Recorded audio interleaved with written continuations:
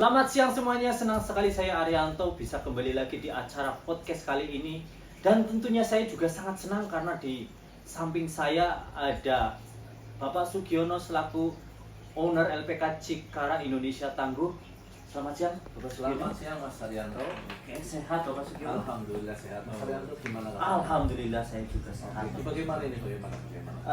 Jadi saya sudah membuat beberapa pertanyaan ini untuk Pak Sugiono ya. Kalau Ya. berkenan mohon dijawab ya Pak. Siap Ya. ya.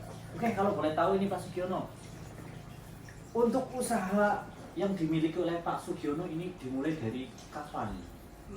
Oke ya. Jadi alhamdulillah saya dulu berangkat ke Jepang itu tahun 2008, itu pulang 2011. Ya 2011 saya 1 bulan persis itu sudah mulai membuka usaha yaitu LPK Cikara Indonesia Tangguh yang bergerak di bidang pemagangan atau pengiriman tenaga kerja ke luar negeri khususnya di Jepang. Jadi sudah lumayan lama nih untuk LPK Cikara Indonesia Tangguh ini. Jadi dari 2011 sampai sekarang alhamdulillah Mas Arianto.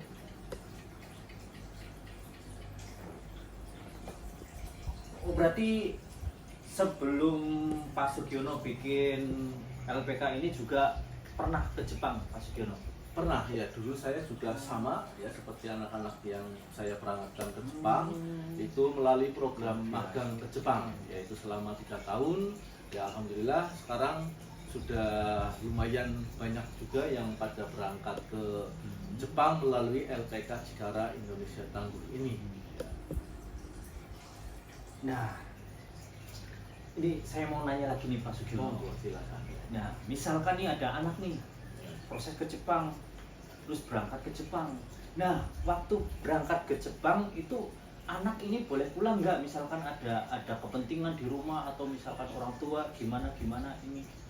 Ya. Boleh nggak? Kalau untuk program magang itu kita kan ada kontrak selama 3 tahun di Jepang. Itu secara prosedur atau secara peraturan anak tidak boleh pulang, tapi kembali lagi ke perusahaan masing-masing. Adapun beberapa anak yang di Jepang kemudian di rumah ada kegiatan atau bahkan ada yang berangkat ke Jepang sudah mempunyai istri, kemudian istrinya melahirkan, ada perusahaan yang mengizinkan anaknya pulang atau pekerja itu pulang ke Indonesia, tetapi itu tidak semuanya, itu tergantung perusahaan masing-masing.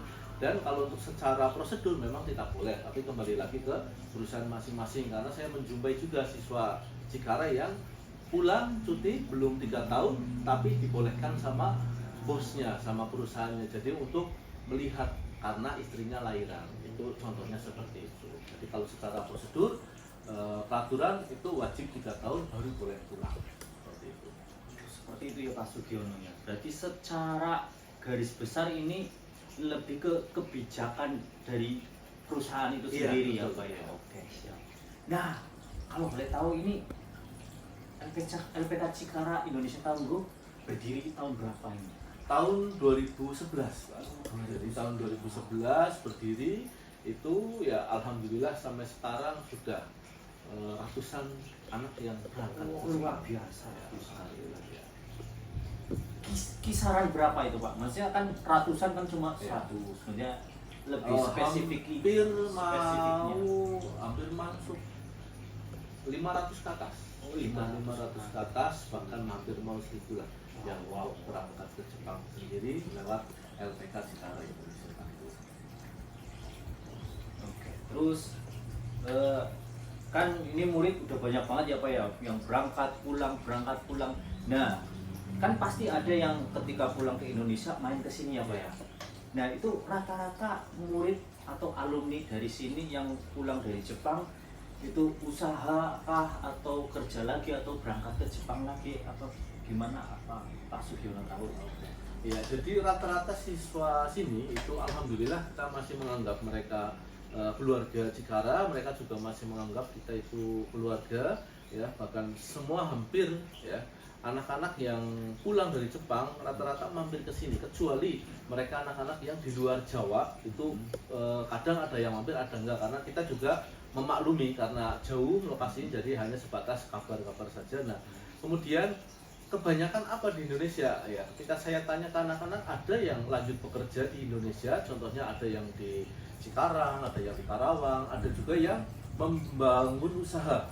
Ada beberapa siswa-siswa saya yang sudah bikin usaha, contohnya ada yang bikin selipan padi, ada yang bikin apa namanya buka cucian mobil, ada juga yang masuk ke dunia pertanian, membeli sawah dan lain-lain. Kemudian ada juga yang buka toko-toko sembako dan lain sebagainya. Jadi nggak banyak juga yang berangkat lagi ya, ada karena mungkin masih betah atau masih kurang ya di Indonesia, atau apa namanya memang diinginkan dari perusahaan, mereka banyak juga yang pulang kemudian berangkat lagi ke Jepang. Itu banyak yang seperti itu saat ini.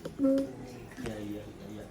Oke, nah tadi kan Pak Sugiono bilang nih banyak juga anak yang pulang ke Indonesia terus berangkat lagi ke Jepang. Nah, kira-kira ada nggak Pak anak yang lama di Jepang terus nggak pulang-pulang, terus malah mungkin nikah sama orang Jepang, apa jadi warga negara orang Jepang, itu mungkin ada nggak? Ada ya, jadi selama ini ada beberapa anak-anak saya atau anak-anak LPK Cikarang siswa sini yang kemudian di Jepang itu sudah 3 tahun pulang, kemudian berangkat lagi lama di sana. Bahkan yang tadi ditanyakan menikah sama orang Jepang itu ada, yang cewek juga ada yang menikah sama orang Jepang, gitu. yang cowok pun ada yang menikah sama orang Jepang, karena ya bebas boleh menikah sama siapa saja di sana. Bahkan ada yang berangkat tahun 2013 bahkan sampai sekarang masih di Jepang. Iya, pulang, berangkat lagi, ada. Itu salah satunya ya. Saya tanyakan ya karena ya mungkin di Jepang lebih gede penghasilannya atau udah betah di sana, itu salah satunya. Dan untuk yang menikah itu rata-rata tinggalnya di Jepang gitu. Jadi mengikut kegiatan-kegiatan atau pekerjaan yang di Jepang. Itu ada beberapa yang seperti itu. Berarti ketika menikah otomatis jadi warga Jepang. Ya. Seperti itu ya. Oke. Nah, ini pasti di podcast ini banyak nih penonton yang penasaran nih Ya. kalau misalkan pengen ke Jepang. Nah, saya mau tanya ini lagi Pak Sugiono, apa aja syaratnya dan prosesnya bagaimana untuk bisa berangkat ke Jepang nih Pak Sugiono? Oke, jadi untuk syaratnya yang pertama adalah mempunyai keniatan yang cukup tangguh ya, atau dalam arti mempunyai mental yang kuat, atau yang pertama adalah minat ya. Yang kedua adalah untuk mengenai tentang persyaratan ya. Kita ada persyaratan itu, ada yang mengenai tentang fisik, yaitu umur dari 19 tahun sampai 29 bahkan 30 tahun untuk program magang ke Jepang. Tetapi kalau untuk program Tokutekino kita sampai batas 35 tahun kalau di LPK kami ya. Jadi untuk syarat fisiknya ya yang penting sehat jasmani. Contohnya kalau untuk magang tinggi badan minimal cewek 150, cowok 160 cm itu. Jadi terus berat badan harus proporsional lah, jadi enggak terlalu gemuk banget, itu enggak terlalu kurus, jadi yang proporsional gitu ya. Jadi bisa di dunia kerja. Kemudian kita ada buta warna, kemudian yang cowok nggak ada gimmick dan tato, kalau cewek boleh ya. Kemudian tidak pernah patah tulang. Itu jadi untuk masalah syarat fisiknya. Kalau untuk dokumen minimal pendidikan SLTA sederajat, itu minimal sederajat. Yang harus disiapkan ya ada dokumen KTP, akte, KK, ijazah SD sampai SLTA. Itu nanti kalau mau masuk ke sini difotokopi 24. Nanti daftar, kita jelaskan programnya bahwa ada 2 program, yaitu program pemagangan ke Jepang atau Kinojitsu, yang kedua program bekerja ke Jepang atau yang menggunakan visa Tokutekino gitu. Jadi ada 2 program yang kita berangkatkan ke Jepang seperti itu. Untuk persyaratannya nanti bisa WA ya, atau lihat kegiatan-kegiatan di sini ada melalui di TikTok ya.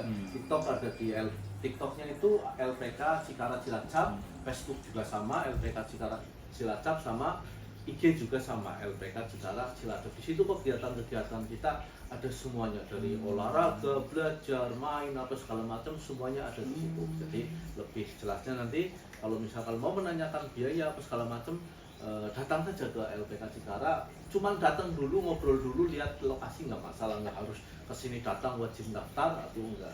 Jadi kita kasihkan programnya seperti apa, kemudian syaratnya seperti apa, yaitu syaratnya tadi minimal usia 19 tahun, maksimal 30 tahun untuk magang, 35 untuk top guru.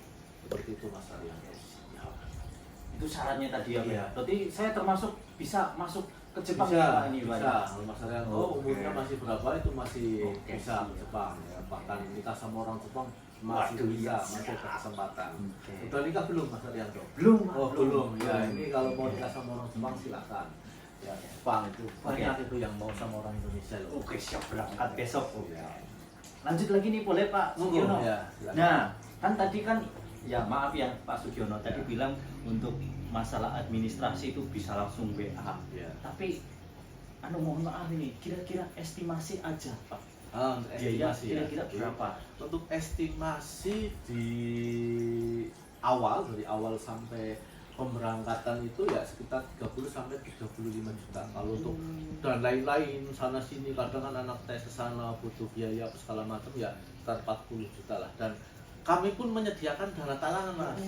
Ya jadi anak-anak yang ya maaf ini kesulitan dalam hal biaya ya, dari LPK Cikare Indonesia Tangguh menyediakan dana talangan atau dana pinjaman yang dibayar selama anak di Jepang diangsur itu kita menyediakan dana 25 juta per anak. Jadi nanti ketika ada biaya 30 atau 35 mereka hanya membayar sekitar 10 sampai 15, nanti sisanya ditanggung atau dipinjamin dari LPK. Nanti bayarnya setelah anak sudah di Jepang diangsur selama 1 tahun. Pak. Seperti itu. Jadi ada masalah solusi biaya, insya Allah LPK Cikare bisa memberikan solusinya. Luar biasa banget ya Pak ya. Jadi selain apa? Oke, jadi selain tadi yang Bapak Sugiono sampaikan, apa ada lagi yang mau disampaikan untuk para penonton yang telah menonton podcast kita pada siang hari ini? Siap. Ya, untuk pesan-pesan buat yang di Jepang ya, siswa-siswi LPK Cikare Indonesia Tangguh atau para pekerja migran Indonesia yang ada di Jepang khususnya, tetap semangat, salam perjuangan untuk keluarga, jaga kesehatan selalu, jaga kondisi fisiknya, jangan lupa selalu bersemangat ya, intinya ikutin peraturan yang ada, semoga diberikan kelancaran, kesuksesan, kesehatan, bisa bertemu lagi dan kumpul kembali ke keluarga masing-masing, dan khususnya anak-anak Cikara bisa kembali lagi kumpul di LPK Cikare Indonesia Tangguh menyambut adik-adik kelas yang mau berangkat lagi ke Jepang. Itu saja yang bisa saya sampaikan. Terima kasih Mas Arianto untuk penyampaiannya kali ini. Saya lanjutkan ke Mas Arianto. Nah. Oke, saya rasa sekian ya Pak ya. Ya.